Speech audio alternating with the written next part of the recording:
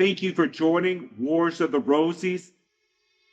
And this is Ephraimites from the Encyclopedia of Freemasonry by Albert G. Mackey.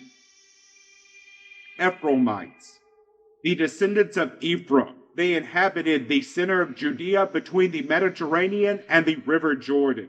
The character given to them in the ritual of the fellow crafts degree of being a stiff-necked and rebellious people coincides with history, which describes them as haughty, tenacious to a fault of their rights, and even ready to resist the pretensions of the other tribes, and more especially that of Judea, of which they were peculiarly jealous. The circumstance in their history which has been approbated for a symbolic purpose in the ceremonies of the second degree of Masonry may be briefly related to us.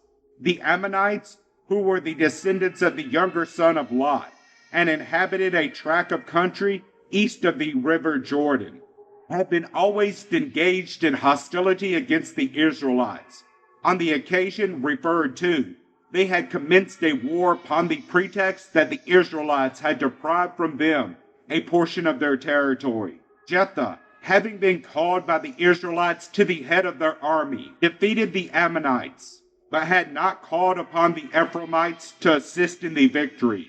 Hence, that high-spirited people were incented, and more especially, as they had no share in the rich spoils obtained by Jephthah from the Ammonites. They accordingly gave him battle, but were defeated with a great slaughter by the Gileadites, or countrymen of Jephthah, with whom alone he resisted their attack. As the land of Gilead, the residence of Jephthah, was on the west side of the Jordan, and as the Ephraimites lived on the east side, in making their invasion, it was necessary that they should cross the river, and after their defeat, in attempting to effect a retreat of their own country, they were compelled to recross the river.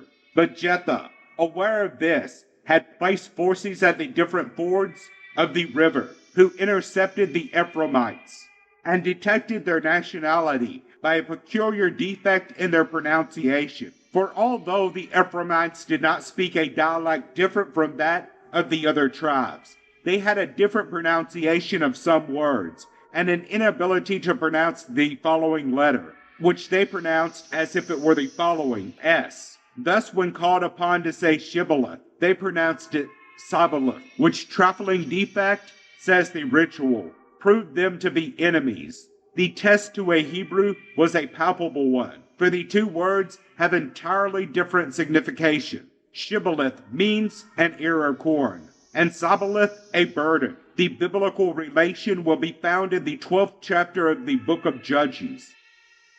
Thank you for watching, and please don't forget to share, like, subscribe, and comment. And if you can, please consider donating to Wars of the Roses. Links to PayPal and Patreon are in the description. Thank you so very much.